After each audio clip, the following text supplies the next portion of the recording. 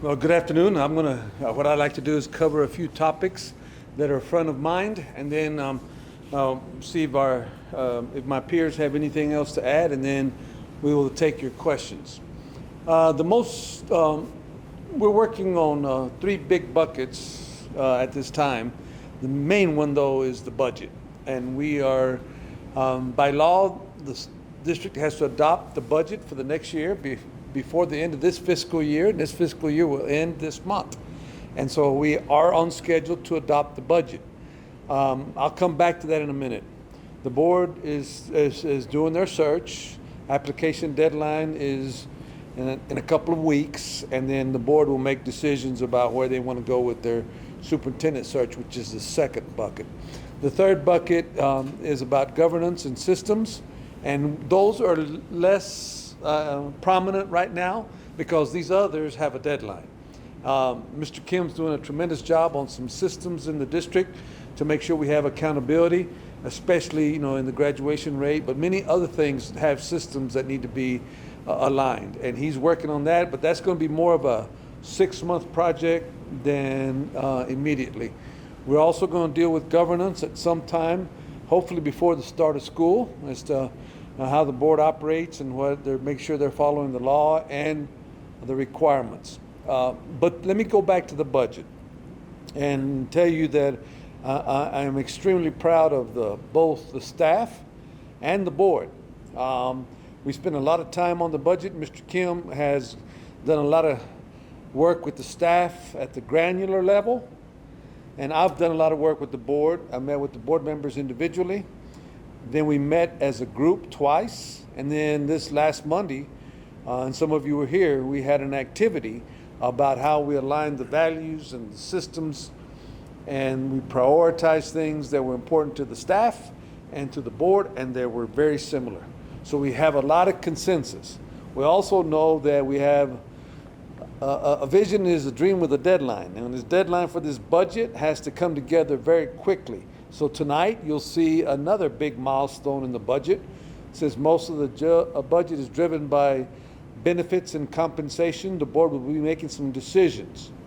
I'm confident that almost everything that we have to do, we can accomplish through natural attrition, which means we don't anticipate any losses in positions, but we're not counting it out. If we have to, we have to.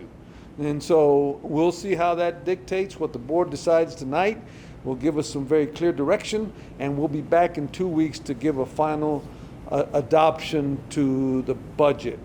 But I also, I really want to, I've also now started meeting with some community leaders and elected officials, and those meetings are going well for the most part. People are very proud of this community. I've met with the organization leaders, and people have opinions, and I tell superintendents all the time, we deal with people's two most prized possessions, their money and their kids. So they're going to have an opinion. So you have to listen to them, and eventually you have to make the decision that's in the best interest of everybody. I am before I turn it over to the others, see if they have any additional comments before we take your questions.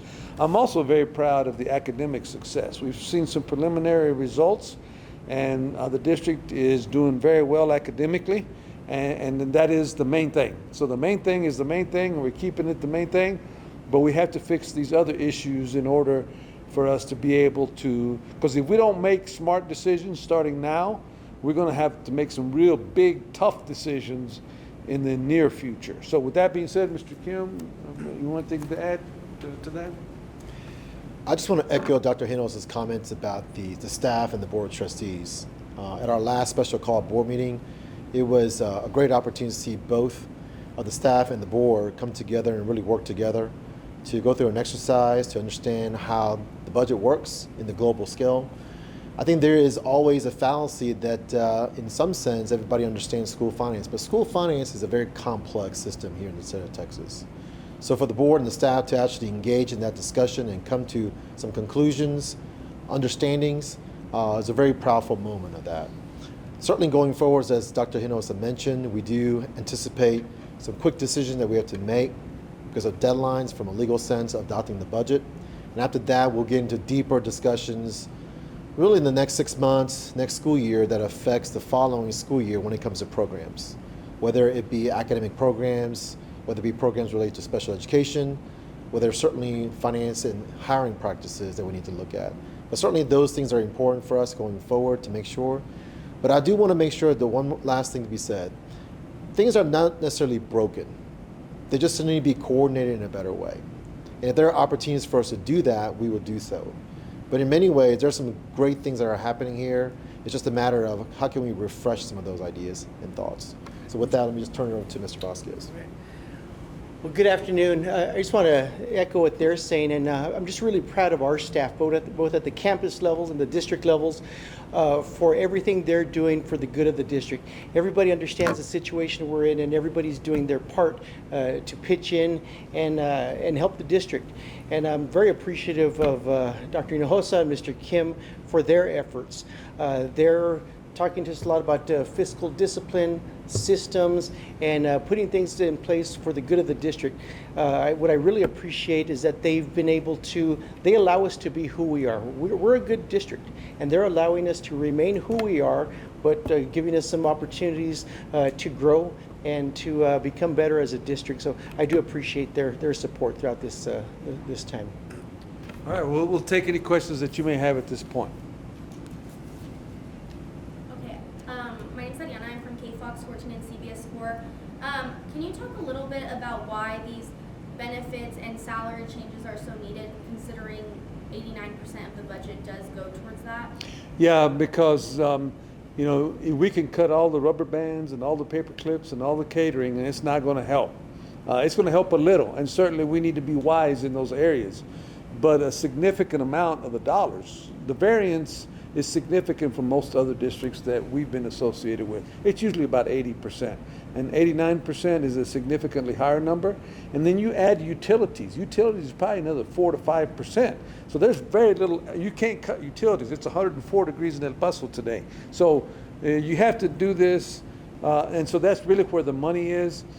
But the good news is that we don't have to do it all at once. But if we don't start now, we're going to make the problem worse. And so I think the board understands that, the senior staff understands that, and both of these gentlemen work with the principals to make sure they understand that this is just a necessary part of what has to be done.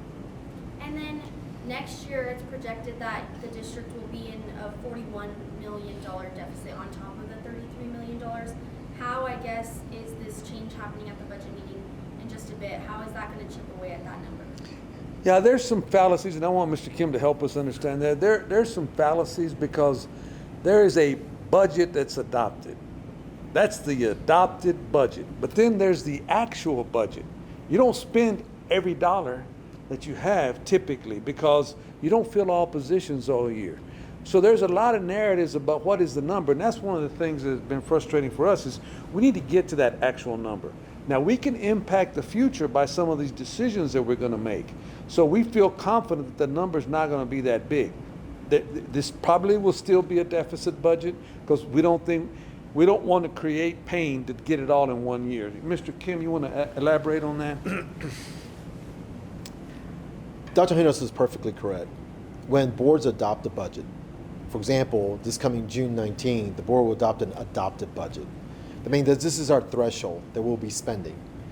In some cases, though, always a district, being very pro-teacher, pro-students, adopt a budget that accounts for everything. But in reality, we may not be actually using all those dollars. So the actual closeout budget is actually a lot less than that. So what's been reported, certainly out there in various circles here and there, certainly that needs to be corrected or certainly informed to the public about what that is. And I think we can do that here shortly. What we want to do from now on going forward is create a process where the actual adopted budget is in close alignment with what the actual budgeted is. And that's something that once again comes down to discipline issues. The best analogy, I guess, in some sense, is that we may go ahead in our household decide to put some dollars towards a future vacation, but we may not actually go to that vacation.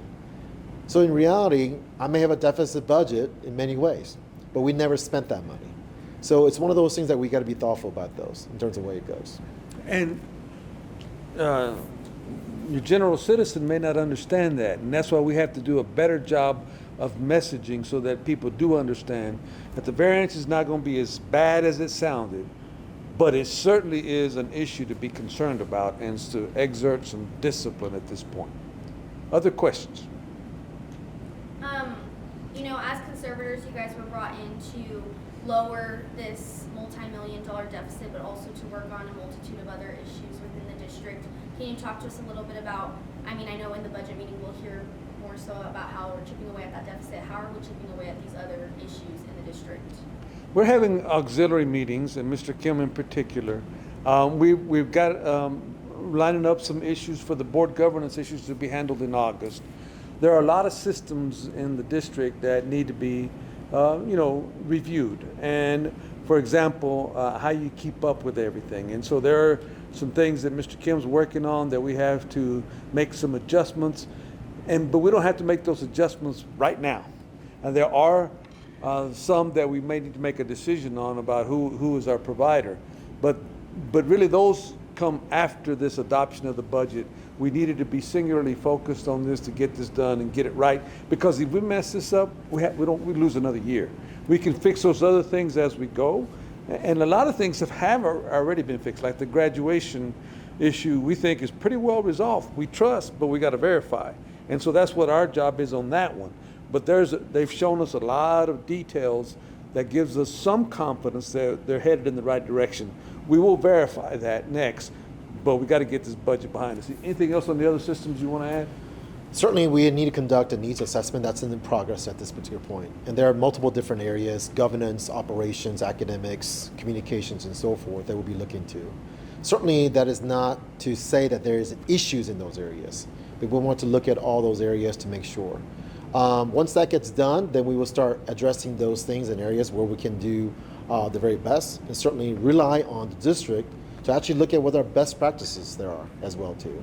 And that will be demonstrated to the board, to the public, and so forth. But once again, that's a lengthier process. And as Dr. Hinosa mentioned, there's an urgent need right now, which is the budget adoption because of the timeline issue. And we'll report those to you as we have regular briefings. I know people are out for the summer now, and in July you typically have less meetings because families and staff take vacations, but we'll be here for the board meeting in 2 weeks, and we'll be back in July for the board meeting. But a lot of other earnest work is if we want to go actually see things on campuses, we'd rather see those when students are here, where you can see the full exchange. And we can get to those with a high degree of confidence, but this had to be priority one. And then as far as, we're going into this budget meeting right now, so I know you can't answer a ton of questions, but teachers already feel like they're scraping the bottom of the barrel. How do you go about telling them, that these raises are no longer going to happen, that their benefits could possibly change? How do you go about telling these people, and how do you keep them here at SISD? Well, nobody's happy about that, but we did meet with all the major organizations, and they're not happy about it, but they do understand that we got to keep this quality district together. And we have a number of options for the board to consider. If we kick the can, then the considerations next year are going to be much bigger. So the board has a tough decision on two big recommendations. The staff's going to make a recommendation. We hope the board adopts it. If we don't, then we're going to have to get tougher next year. If they do adopt it, we're going to be on our way to progress. So Socorro ISD is going to be able to keep their teachers because the culture and the climate is coming back. People feel calm. There's a sense of calm that I've seen over the last few weeks. And the other thing that needs to be stated is that the district asked for this intervention. It was not, typically things have to be a lot worse for a conservator to take over. But the district wants to get better. They know they need some outside help. They know they're a good district, but they got to figure out how to solve these other issues so they can maintain that reputation. There will be some natural attrition. You'll lose some people. Hopefully we don't lose too many of them. The district doesn't lose them, but it is a legitimate question, and it is something to be concerned about. But we have many other legitimate questions we have to face.